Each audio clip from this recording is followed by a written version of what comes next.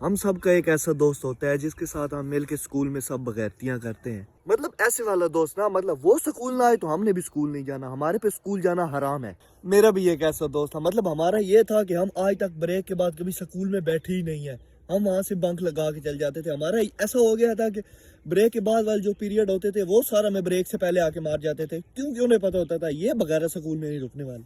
क्योंकि हम छोटे मोटे नालायक नहीं थे, हम कट्टर नालायक थे। हमें पता था हम स्कूल में बैठे भी रहे तब भी मार खानी है, ना बैठे तब भी मार खानी है।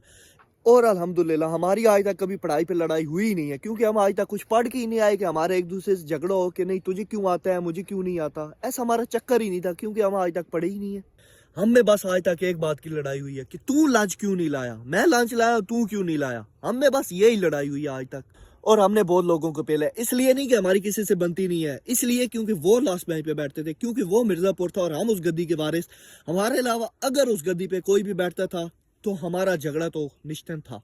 एज ए शेड्यूल हमारी अपनी बकचोदी जा रही थी। मैं ऐसे कह रहा था अगर दो बंदों को ऑमलेट और दो पराठे आए हैं तो तूने दोनों अंडे अकेले क्यों खा लिया, मैं अकेला पराठे कैसे खाऊंगा। हमारी अपनी बकचोदी जा रही थी। इतने में पीटी सर आ गए।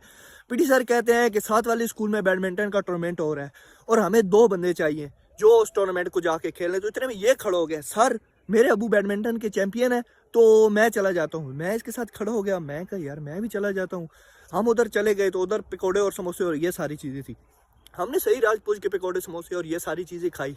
अब खाना पीना तो देखे मैंने खा लिया था। मैं अपनी जगह खुश था कि चलो इसका अब्बा बैडमिंटन का चैंपियन है, मुझे थोड़ी बहुत ही खेलनी आती है। हम दोनों जाके अच्छा बच्चा खेल के, मतलब जीते ना भी जीते लेकिन हम खेल खूल के वापस आ जाएंगे। लेकिन जब हमारी गेम की बारी आई है तो मुझे पता चला कि इस चूतिए को ये भी नहीं पता बैडमिंटन होती क्या है। ये उधर बैट लेके खड़ा हुआ था और बैट लेके भी ये नहीं कह रहा था कि मैं छक्के मार दूंगा, कह रहा था मैं आज सारे गोल मार दूंगा।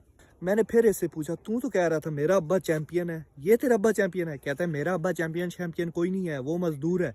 वो तो मुझे कहीं से खबर थी कि यहाँ पकौड़े और समोसे होते हैं तो मैं इसलिए आ गया हूँ। मैंने सिर्फ इसे इतना कहा है कि चूतिए तुझे पकौड़े समोसे खाने के लिए स्कूल ही मिला था। इतने में हमारी टीम का नाम अनाउंस हुआ है कि गवर्नमेंट ये वाला स्कूल आ जाए इधर। हम भी गए। पहले तुम्हारे पास एक बैट था और मेरे पास बैडमिंटन थी। पहले तो मैं चूतिए के लिए उधर जाके बैडमिंटन ढूंढ रहा हूँ, कहीं से मांग पिन पिन के हमने उधर अपनी जाके बैडमिंटन की टीम पूरी की है। और उधर हमने ऐसा नहीं खेला कि मतलब हम कोई 4 5 या 6 8 या ऐसे 10 12 से हारे हों। हम हारे हैं उधर भाईजान -20 से। -20 समझ रहे हैं आप? मतलब हमारा पीटी सर हमें मानने से इनकार कर रहा था। वो कह रहे थे गवर्नमेंट हाई स्कूल के बच्चे इधर आए और ये हमारा पीटी सर कह रहा है नहीं ये हमारे स्कूल के नहीं है। मतलब ऐसे गधों की तरह हम हारे हैं। और ऐसा नहीं हुआ कि हमें उस स्कूल वालों ने माफ़ कर दिया। जिंदगी की तारीख में पहली बार स्कूल के बच्चे गधे पे आए हैं, वो भी काला मुंह करा के, और हमें पूरे स्कूल में घुमाया है। और ये उसमें भी हंस रहा है, कह रहा है देखा है समोसे पकौड़े कितने मजे के थे। अबे चूतिया तूने पूरे स्कूल के सामने हमारी माँ बहन एक कराई है। लेकिन चलो जलालत हमारे लिए कोई बड़ी बात नहीं थी। मतलब गद्दा और ये कालक और ये थोड़ा ज़्यादा हो गया था, पर चलो खैर है होता रहता है। मतलब फिर भी हम सारी जलालत बर्दाश्त करने के बाद स्कूल में वापस आए, अपनी क्लास में बैठे तो मतलब हम आपस में अपने वो एक दूसरे की कालक साफ कर रहे हैं। इतने में एक लड़का आया और कहता है पीटी साहब को हॉस्पिटल ले गए। वो बेचारा डिप्रेशन में चला गया था। उसने इतनी जिंदगी में बेइज्जती कभी नहीं देखी थी जितनी उसकी हमारी वजह से हुई थी। फिर भी चलो जो कर करा के स्कूल से छुट्टी हो आराम कर चल जाए। अगले दिन हम स्कूल में आए, मैंने जिंदगी में भाईजान पहली बार लाइव देखा है एक पीटी हेडमास्टर के घुटनों में बैठ के रो रहा है, कह रहा है सर मेरी जिंदगी में इतनी बेइज्जती नहीं हुई जितनी इन बगैरतों की वजह से हुई है। मैं उधर जाकर अपना मुंह छुपा रहा था, मैं इनको मानने से इनकार कर रहा था, मेरे साथ बहुत ज्यादती हुई है। और हमारा हेडमास्टर ठहरा बहुत ज्यादा सख्त बंदा भाई। उसने फिर भी चलो हमें कहीं ना कहीं माफ कर दिया था पिछले दिन, लेकिन आज उसकी बगैरती वाली रूह जागी।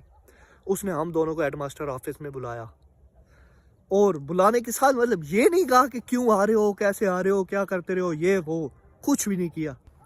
अब हम ठहरे शरीफ बंदे, हमने मतलब कान तो पकड़ लिया। लेकिन भाईजान उसने जब ये 7 फुट का डंडा मंगवाया है ना, दानी तो उसको देखती बेहोश हो गए। और ये हमारा हेडमास्टर ऐसा नहीं था कि बच्चे तुम इसको उठा के ले जाओ, नहीं, कहते हैं तुम इधर ही कान पकड़ो, मैं दूसरी क्लास से लड़के बुलवाता हूँ। उसने दूसरी क्लास से लड़के बुलवाए हैं और दानी साहब को उठा के वो ले गए हैं। पीछे रह गया मैं।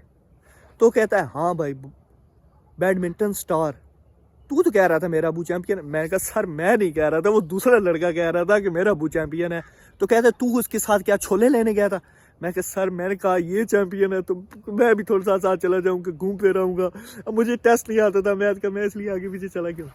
लेकिन उसने भाई मेरी एक भी नहीं सुनी। मुझे कहता है कान पकड़ ले, चुप कर। मैं कहा सर, कहता है कान पकड़ ले। मैं कहा सर, कहता है कान पकड़ ले, मेरी समझ तुझे आ रही है या नहीं आ रही। मैं बेचारा गरीब मस्कीन बंदा, मैं क्या कर सकता, मैंने कान पकड़ लिए। अब ऐसा नहीं कि वो 2 या 3 या 4 मार के छोड़ दे। भाईजान पहले तो उसने मारी है मुझे 6 डंडे। 6 डंडे के बाद ऐसा नहीं कह रहा कि तेरे से गलती हो गया तू चला जा, कह रहा है कल अपने अबू को साथ लेके आई।